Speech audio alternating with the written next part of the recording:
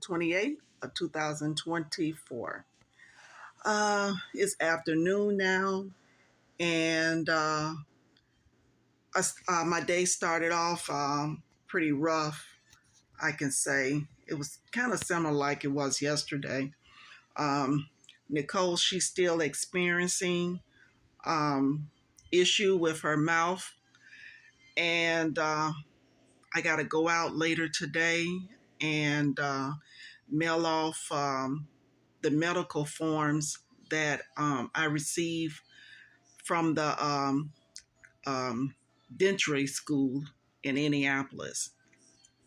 So they was pretty much the only one in Indianapolis that would actually accept her because of her Medicaid insurance. She has transitional Medicaid, and I found out that most places here near us in our town, not in our town, but in our state, won't take transitional Medicaid. So if any of you all owned general system like Medicare, Medicaid, you pretty much understand what I'm saying. So I used to think that Medicaid was just plain Medicaid, but I found out from Nicole's mental psychiatrist doctor, who is the new doctor at the same location we goes to here in Indiana. He said that it's pretty much different. He said that there's like, I think he told me there might be about 10 or more different types of Medicaid insurance, the way it's set up. So by Nicole being 17 and she'll be 18, once she turns 18, her her insurance with Medicaid and her government assistance like SSI would all change. And something that's something I can discuss with you all if you have a special need child or family member that once they turn 18, um, they their funds, which is SSI, turns into a ALDA. So they get the funding what the adult would get. Instead of her getting a child SSI, it goes into a ALDA. So I should be looking out for a letter from Social Security to have me to come in to fill out forms and to transition that into adulthood. So with that being said, I've heard some YouTubers have stated that they need a lawyer um, to handle certain situations. In some cases, you do, but I did talk to Social Security this month, and they had mentioned to me that by me being Nicole's caregiver, since the day she was born, I don't really need attorney for that. But some people do get attorney to take I forgot the word for it, but to take the whole thing where the person won't be able to take care of herself. Like Nicole, she will never ever be able to take care of herself. So it will always have to be someone to be able to take care of her. So that's something I have to do today. Is make copies of the forms that I filled out concerning to the dentist. Um, and they said that they'll have us to come to Indianapolis soon for intake to see if she'll be someone that they can be able to see.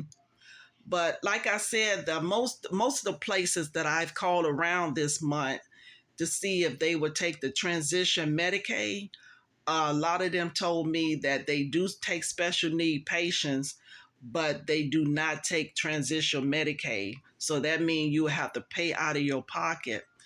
And by me being a government assistant myself, receiving Social Security disability, which I received SSDI. The reason why I received SSDI because I worked ever since I was 13, all the way till 2 years ago. So I started getting SSDI in 1996, and I've been getting it ever since. But you get a raise every year.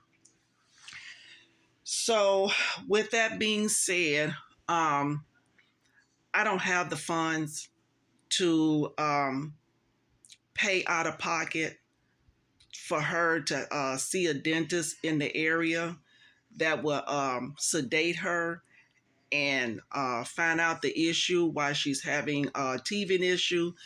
Because for right now, when I'd spoken back in March or April with the dentist office in Indianapolis at Methodist, um, they had us to come back to do a follow up after her CT scan in February.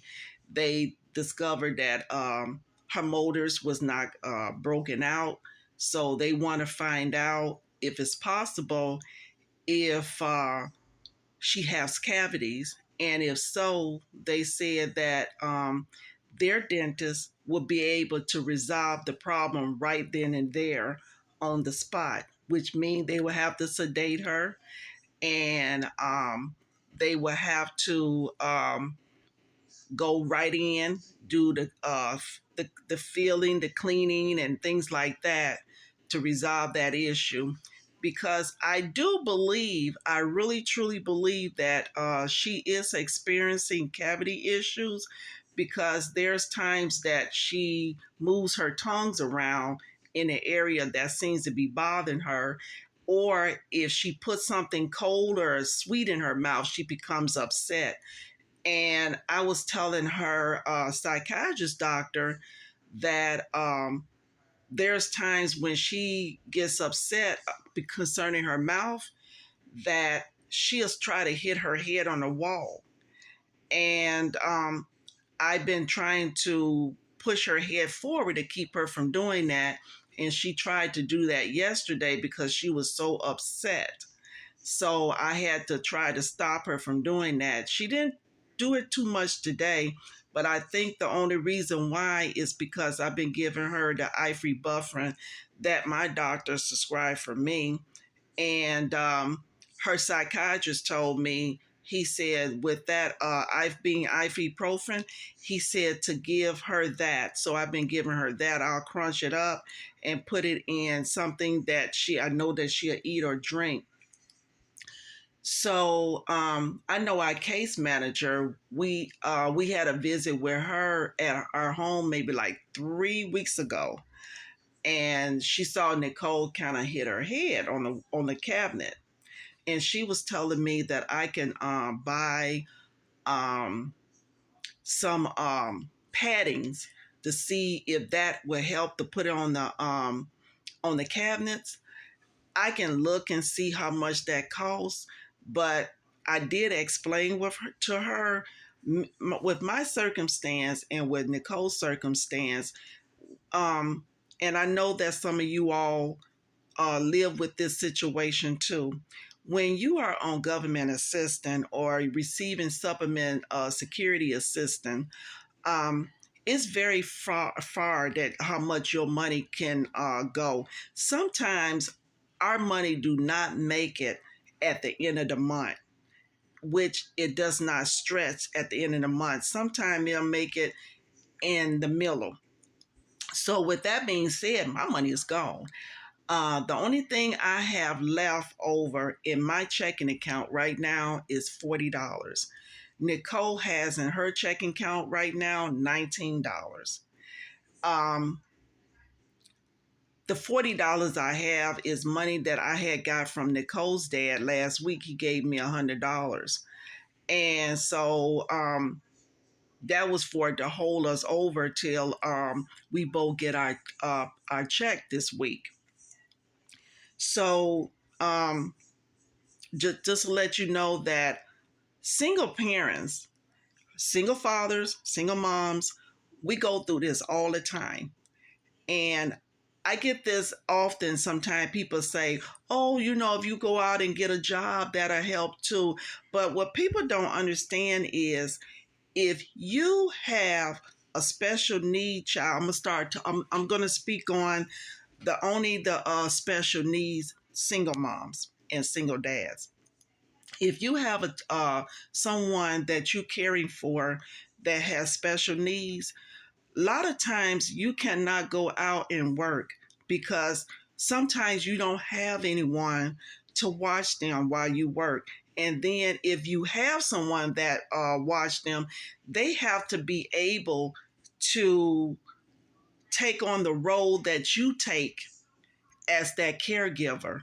And they have to have that experience to know how to deal with a person with special needs like Nicole or like someone with Down syndrome. You just can't just put someone in and say, oh, I need you to care for them. No, it doesn't work like that.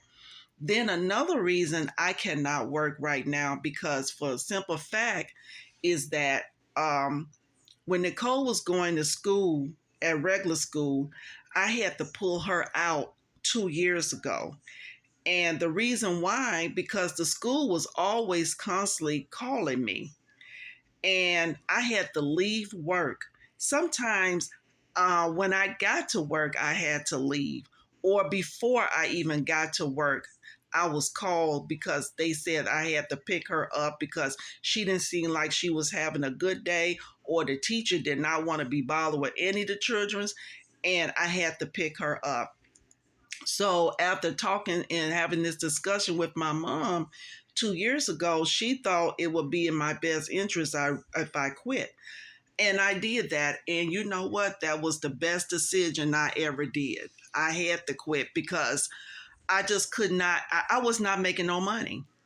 And I had two different jobs I was going to. I could not make any money. Now, for the single moms with children's that have children with no special needs, I see some people come on people's content and say, oh, this person should go get a job. Taxpayers are taking care of you. First of all, when you're not in someone's situation, um, you have no room to say anything about that person. You don't know their circumstance and you don't know anything about them.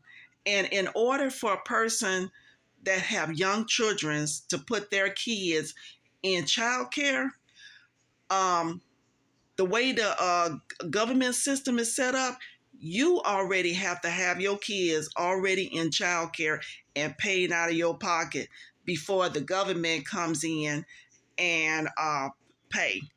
And sometimes childcare costs more than almost your mortgage or your rent or your utilities because you have to pay weekly.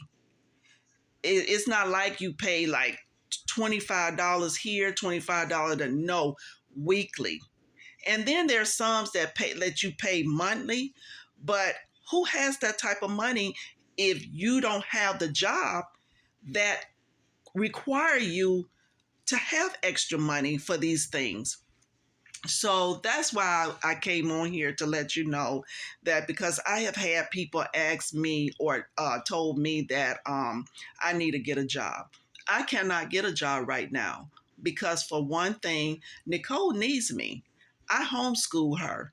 And ever since I homeschool her, she has been doing excellent. And about last week, I was looking at some of the sheets and stuff that I have worked on with her before school broke out for summer. I've seen some lot improvement that she able to do now that she didn't do then. So I'm I don't even feel bad about what I did. I removed her from the school system. It was the best decision that I could ever have done. But on a different note, I want to say is that today I'm going to take care of some business.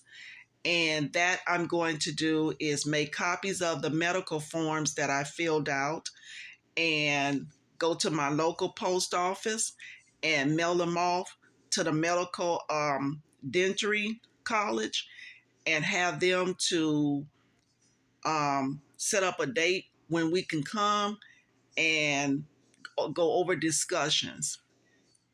And if they need more papers or details or any medical forms or something, I can provide that for them, as their discretions. So anyway, I'm glad that you guys was here to listen to my stories. I'm gonna go ahead and start getting ready. Fix me and Nicole some meals to eat, and so we can head out. Um, I'll let you know how everything went today. I'll let you know later. Thanks.